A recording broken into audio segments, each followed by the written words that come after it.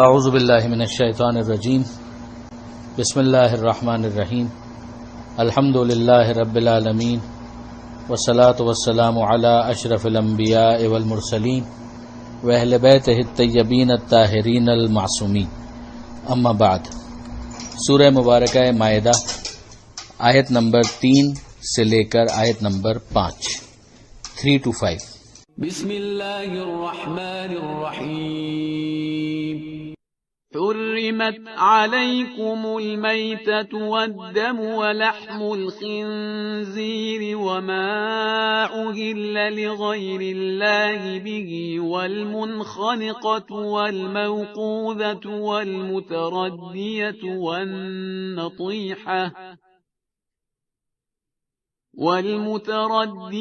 والنطيحة وما أكل السبع إلا ما ذكيتم وما ذبح على النصب وأن تستقسموا بالأزلام ذلكم فسق۔ اليوم يئس الذين كفروا من دينكم فلا تخشوهم واخشون اليوم أكملت لكم دينكم وأتممت عليكم نعمتي ورضيت لكم الإسلام دينا، فمن اضطر في مخمصة غير متجانف لإثم فإن الله غفور رحيم۔ يسألونك ماذا أحل لهم قل أحل لكم الطيبات وما علمتم من الجوارح مكلبين تعلمونهن مما علمكم الله فكلوا مما أمسكن عليكم واذكروا اسم الله عليه واتقوا الله إن الله سريع الحساب۔ اليوم أحل لكم الطيبات وطعام الذين أوتوا الكتاب حل لكم وطعامكم حل لهم، والمحصنات من المؤمنات والمحصنات من الذين أوتوا الكتاب من قبلكم إذا آتيتموهن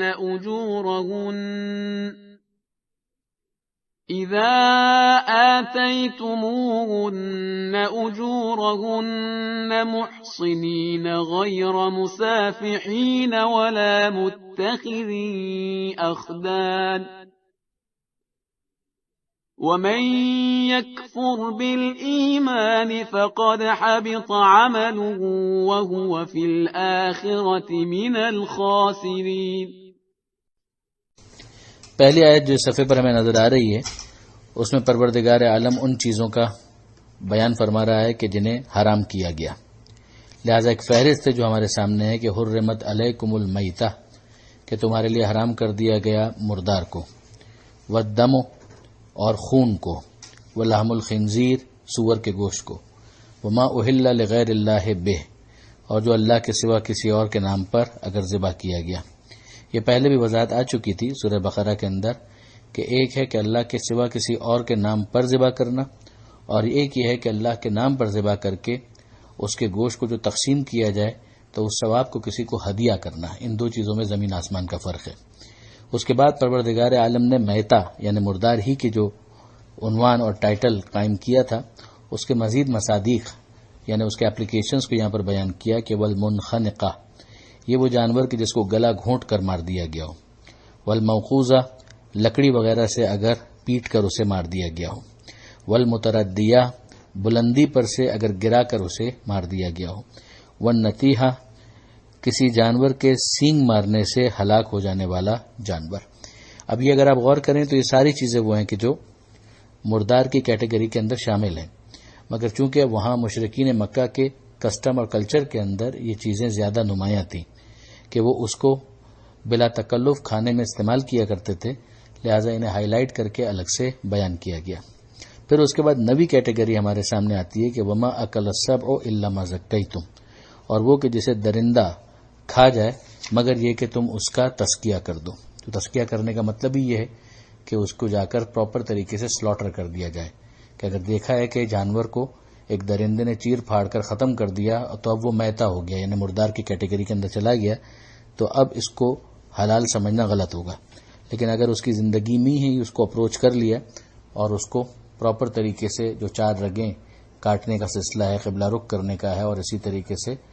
اللہ کا نام لینے کا جو معاملہ ہے، تو تمام شرائط اگر پوری ہو جائیں اس کے مرنے سے پہلے، تو پھر اس کا گوشت جو ہوگا وہ حلال ہوگا۔ وما ذبح علی النصب، اور جو بتوں کے اوپر ان کی بھینٹ چڑھایا جاتا ہے اور جو وہاں پر ذبح کیا جاتا ہے۔ وان تستقسموا بالازلام، اور جو جوئے والے تیروں کے ذریعے سے تقسیم کیا جاتا ہے۔ تو یہ بات پہلے بھی سورہ بقرہ کے اندر ہم اس کو ڈسکس کر چکے کہ جوئے کو پروردگار عالم نے حرام قرار دیا ہے، اس کی تقسیم کسی طریقے سے بھی ہو۔ یہ وہی جو ان کا انداز تھا اس کی یہاں پر خاص طور پر ذکر کر کے ممانعت کی جا رہی ہے۔ تب آپ نوٹ کریں گے کہ یہ جو معاملہ ہے گوشت سے بڑھتے بڑھتے جوئے تک پہنچ گیا اور اس کی حرمت کو بھی یہاں پر بیان کیا گیا۔ پھر اس کے بعد بیان کیا جاتا ہے کہ ذالکم فسق، یہ سب کے سب فسق ہے، بد کرداری ہے۔ اب یہاں پر جو بات آئی ہے کہ ذالکم فسقن، پھر اس کے بعد آپ دیکھیں گے کہ 2 جملے ہیں جو الیوم سے شروع ہوتے ہیں، اور پھر اس کے بعد واپس اسی حوالے سے گفتگو آگے بڑھتی ہے۔ ان 2 جملوں کو ہم درمیان میں چھوڑتے ہوئے براہ راست شفٹ کرتے ہیں اس آخری سینٹنس کی طرف کہ جو اس آیت نمبر 3 کے اندر ہے، کہ جس میں پروردگار عالم یہ ارشاد فرماتا ہے کہ فمن اضطر فی مخمصۃ غیر متجانف لاسم، کہ اگر کوئی لاچار ہو جائے یعنی بھوک کے اندر اس طرح سے پریشان ہو گیا کہ اب اس کے پاس کوئی اور دوسرا آپشن ہی نہیں رہا، جبکہ وہ کسی گناہ کا ارتکاب نہیں کرنا چاہ رہا لیکن مرنے کے قریب آ چکا ہے، اور اگر یہ نہیں کھائے گا تو پھر وہ زندہ نہیں رہ پائے گا، تو پھر پروردگار عالم اپنے غفور اور رحیم ہونے کا حوالہ دیتا ہے کہ خدا غفور ہے، خدا رحیم ہے، کہ اتنا اسے کھانے کی اجازت ہے کہ جس کے ذریعے سے وہ اپنی زندگی کا سامان کر سکے اور سروائیول اس کا اسٹیک پر نہ آ جائے۔ اب آئیے جو درمیان میں 2 جملے ہیں، یہ جو 2 جملے درمیان کے اندر رکھ دیے گئے ہیں، یہ خود اپنے طور پر اس بات کی گواہی دے رہے ہیں کہ ان کا ما قبل اور ما بعد کے ساتھ کوئی تعلق نہیں ہے۔ ارشاد ہوتا ہے کہ الیوم، آج کے دن، یئس الذین کفروا من دینکم، کافر تمہارے دین سے مایوس ہو گئے، فلا تخشوہم واخشونی، تو ان سے خوف زدہ ہونے کی ضرورت نہیں ہے بلکہ میرا خوف کرو۔ اور پھر بلا فاصلہ الیوم اکملت لکم دینکم، آج کے دن میں نے تمہارے لیے دین کو مکمل کر دیا، واتممت علیکم نعمتی، تمہارے لیے نعمتوں کو تمام کر دیا، ورضیت لکم الاسلام دینا، اور دین اسلام کے تمہارے لیے تم سے راضی ہو گیا کہ یہ دین تمہارا رہے۔ یہ درمیان کا جو جملے دونوں جملے ہیں، اگر آپ ان کو ہٹا دیں تو پہلا والا جملہ اور یہ آخری جملہ یہ بالکل ایک دوسرے کے ساتھ چسپاں ہیں، اور اگر اس کو بالکل ہم الگ سے دیکھیں تو ہمیں اس کی ایک مثال سورہ بقرہ کے اندر ملتی ہے، جو آیت نمبر 173 میں پروردگار عالم نے میتا کا ذکر کیا، خون کا ذکر کیا، سور کے گوشت کا ذکر کیا، وما اہل بہ لغیر اللہ کا ذکر کیا، اور پھر اس کے بعد یہ ارشاد فرمایا کہ فمن اضطر غیر باغ ولا عاد، کہ اگر کوئی باغی نہیں ہے، مضطر ہو جائے، نہ ہی اس کا ارادہ کسی قسم کے تجاوز کا ہے، فلا اسم علیہ، تو اس کے اوپر کوئی گناہ نہیں، اللہ یقیناً غفور اور رحیم ہے۔ یہ بالکل وہی مفہوم ہمارے سامنے آ گیا۔ اگر یہ درمیان میں سے 2 ٹکڑے نکال دیے جائیں تو یہ 2 ٹکڑے جو ہے مستقل ہیں، ان کا مضمون خود یہ بتا رہا ہے۔ اور پھر یہ کون سا موقع ہے کہ جب یہ چیز پروردگار عالم نے نازل کی، تو اگر ہم اسے دیکھیں تو شاہ عبد القادر دہلوی وہ اپنی کتاب کے اندر، تفسیر کے اندر، ظاہر ہے کہ وہ شیعہ نہیں ہے، مگر یہ فرماتے ہیں کہ یہ جو فرمایا کہ آج پورا دین تمہارا ہو چکا، یہ آیت آخر کو اتری ہے کہ سب احکام اللہ کے نازل ہو چکے تھے، اس کے بعد 3 مہینے حضرت زندہ رہے۔ اسی طرح تفسیر جلالین میں، جس کے مؤلف بھی ظاہر ہے کہ شیعہ نہیں ہیں، وہ بھی یہ لکھتے ہیں کہ ذالکم فسق پر جو جملہ ختم ہو جاتا ہے، بعد والے جز سے پہلے بیچ میں انہوں نے لکھا ہے کہ نزل بعرفہ حجۃ الوداع، کہ یہ عرفہ کے میدان میں حجۃ الوداع میں نازل ہوا۔ کون سا جملہ؟ الیوم یئس الذین کفروا من دینکم سے آگے۔ تو انہوں نے تو زمانہ نزول بھی بتا دیا۔ اب انصافاً اگر ہم دیکھیں تو ہمارے پاس جو اہل بیت کے ذریعے سے جو روایت آئی ہے اور جو بعض علماء اہل سنت بھی اس بات کے قائل ہیں کہ یہ 18 ذی الحجہ کو غدیر خم کے میدان میں حضرت علی علیہ السلام کی مولائیت کے اعلان کے بعد پروردگار عالم نے اس آیت کو نازل کیا اور یہ حصہ مستقل تھا جو درمیان کے اندر رکھ دیا۔ علامہ سید علی نقی صاحب کا اس حوالے سے بہت عمدہ ایک تبصرہ ہے۔ وہ فرماتے ہیں کہ یہ حیرت ہر ایک متجسس ذہن کو بہرحال ہونا چاہیے کہ اس صورت میں یہ آیت حرام جانوروں کی حرمت اور عالم استقرار میں ان کی حلیت دونوں کے درمیان حد فاصل بن کر آخر کیوں کر وارد ہو گئی، اور اس نظیر کے ہوتے ہوئے جب 22ویں پارے کے شروع میں سورہ احزاب کی آیت تطہیر کو ہم کہتے ہیں کہ وہ مستقل آیت ہے جس کے لیے بین الفریقین شان نزول کے روایات اور احادیث موجود ہیں، تو سیاق و سباق کو پیش کر کے اس کا قطعی انکار کرنا کہاں درست ہو سکتا ہے۔ ہم اس بحث کو یہیں پر چھوڑتے ہیں چونکہ مختصر میں اس سے زیادہ کی گنجائش نہیں۔ اگر آپ اس کے حوالے مزید دیکھنا چاہیں تو سورہ تفسیر نمونہ کے اندر اس کے مزید کتابوں کے حوالے دیکھ سکتے ہیں، اور جو مستقل کتاب الغدیر علامہ امینی نے اسی موضوع پر لکھی ہے اس کے متعلقہ جلدوں کا بھی مطالعہ کیا جا سکتا ہے۔ آگے پروردگار عالم یہ ارشاد فرماتا ہے کہ یسألونک ماذا احل لہم، کہ یہ لوگ سوال کرتے ہیں کہ ان کے لیے کیا حلال کیا گیا ہے۔ قل، اے حبیب ان سے کہہ دیجئے، احل لکم الطیبات، تمام پاکیزہ چیزیں تمہارے لیے حلال کر دی گئی ہیں۔ یعنی اس کا مطلب کیا ہوا کہ ان پرنسپل ساری پاکیزہ چیزیں حلال ہیں، سوائے اس کے کہ انسان طبیعت کے اندر ذاتی تنفر کی وجہ سے اس چیز سے نفرت کرتا ہو، اور یا پھر شریعت نے اس کو الگ سے بیان کر دیا ہو کہ یہ تمہارے لیے حرام کی گئی ہے۔ وما علمتم من الجوارح مکلبین، اور اسی طرح سے جو شکاری جانور ہوتے ہیں، خاص طور پہ جو شکاری کتے ہیں، تو ان کے بھی اگر انسان سدھا کر اگر ان کو کسی حلال گوشت جانور کے پیچھے روانہ کرے تو گنجائش ہے کہ وہ بھی اس کا گوشت حلال ہو۔ مما علمکم اللہ، جس طرح سے اللہ نے تمہیں سکھایا ہے اس طریقے سے اگر ان کا شکار کرو۔ پھر یہاں پہ ایک چیز سمجھائی گئی کہ فکلو مما امسکنا علیکم، یہ جو تم جانور کو چھوڑتے ہو شکار کرنے کے لیے تو اس سے پہلے اللہ کا نام لے لو، وذکروا اسم اللہ علیہ، اللہ کا نام اس سے پہلے اس میں لے لو، واتقوا اللہ، اللہ کے غضب سے بچو، ان اللہ سریع الحساب، یقیناً اللہ بہت جلد حساب لینے والا ہے۔ یہ بالکل اس کا قائم مقام گویا ہو جائے گا کہ جب ایک انسان چھری سے ذبح کرتا ہے تو اللہ کا نام لیتا ہے، تو یہاں پر وہ جو شکاری جو جانور ہے کتا ہے اس کو جب رہا کیا جا رہا ہے اسی مقصد کے لیے، وہ ٹرینڈ ہے، تو جب وہ جا رہا ہے تو اللہ کا نام لے لیا جائے۔ پھر اس کے بعد پروردگار عالم نے اس شریعت اسلام کے حوالے سے ایک اور امتیاز کا ذکر کیا کہ الیوم احل لکم الطیبات، الیوم یعنی اس شریعت کے اندر تمہارے لیے پاکیزہ چیزیں حلال کر دی گئیں۔ ہم یہ بات جانتے ہیں کہ توریت کے اندر یہودیوں کے لیے خاص طور پر بہت ساری چیزیں ان کی زیادتیوں کی وجہ سے حرام کر دی گئی تھی، تو وہ یہاں پر اس شریعت کے اندر حلال کر دی گئیں۔ وطعام الذین اوتوا الکتاب حل لکم، ان کا طعام یعنی اہل کتاب کا وہ تمہارے لیے حلال ہے، وطعامکم حل لہم، اور تمہارا طعام ان کے لیے حلال ہے۔ اس سے مراد کیا ہے؟ اس کا معاملہ جو ہے پروردگار عالم نے اس کے ذریعے سے جو تجارت خاص طور پر گندم وغیرہ کی ہوا کرتی تھی اس کے بارے میں یہاں پر بیان فرمایا ہے کہ اگر آپ دیکھیں کہ اناج کی تجارت اس وقت یہودیوں کے ہاتھ میں تھی،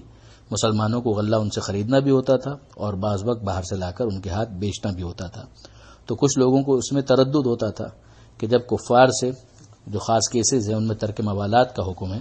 تو یہ خرید و فروخت ان کے ساتھ کہاں تک جائز ہے۔ اس کے لیے کہا گیا کہ ان کا اناج تمہارے لیے اور تمہارا اناج ان کے لیے دونوں باتیں حلال ہیں، یعنی تم ان سے خرید بھی سکتے ہو اور ان کے ہاتھ فروخت بھی کر سکتے ہو۔ اس کا نجاست جو اہل کتاب کے حوالے سے جو مسئلہ ہے اس کے ساتھ کوئی تعلق نہیں۔ اس فکرے سے یہ بتانا مقصود نہیں ہے کہ ان کے ہاتھ کا پکا ہوا کھانا تمہارے لیے جائز ہے،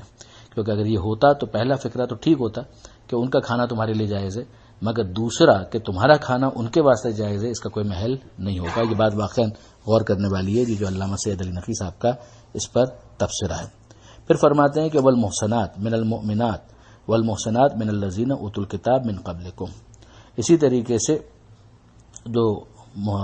پاکیزہ کردار والی جو مومنہ خواتین ہیں اور اسی طریقے سے جو اوتوا الکتاب اہل کتاب ہیں ان کے اندر جو اس طرح کی خواتین ہیں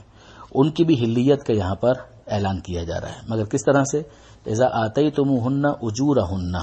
کہ اگر تم ان کی اجرت ان کو دے دو۔ ہم یہ بات پہلے بھی 5ویں پارے کے آغاز میں اس کو دیکھ چکے ہیں سورہ نساء کے اندر کہ یہ تعبیر عقد موقت کے لیے استعمال ہوتی ہے، ٹیمپریری نکاح کے لیے جس کو نکاح متع کہا جاتا ہے. تو یہاں پر اس کی اجازت دی جا رہی ہے، اور یہ بھی سمجھایا جا رہا ہے کہ اس کا پرپس کیا ہے کہ محسنین غیر مصافحین، کہ اس کے ذریعے سے پاک دامنی کا تحفظ کیا جائے، نہ یہ کہ انسان زنا کی طرف معاذ اللہ چلا جائے، ولا متخذی اخدان، اور خفیہ ناجائز تعلقات کی طرف نہ جائے. وَمَن يَكْفُرْ بِالْإِيمَانِ فَقَدْ حَبِطَ عَمَلُهُ، اور اگر کوئی ایمان کا منکر ہو جائے اور اگر ایمان کی بجائے کفر اختیار کرے تو اس نے اپنے اعمال کو ضائع کر دیا، اکارت کر دیا. وَهُوَ فِي الْآخِرَةِ مِنَ الْخَاسِرِينَ، اور وہ آخرت میں گھاٹا اٹھانے والا ہو جائے گا. لیکن اس کے اندر جو پاک دامن کا جو لفظ استعمال کیا ہے محسنات کا، وہ بہت اہم ہے جس کی طرف توجہ کرنے کی ضرورت ہے. اس کے بعد جو آیت ہے، آیت نمبر 6 سے آیت نمبر 9، وہ اگلے صفحے پر ہے، تو انشاءاللہ کل اس پر گفتگو ہوگی. پروردگار عالم سے دعا ہے کہ قرآن مجید سمجھنے اور اس پر عمل کرنے کی توفیق عطا فرما، اور وارث قرآن امام زمانہ کے ظہور میں تعجیل فرما. وآخر دعوانا ان الحمد للہ رب العالمین.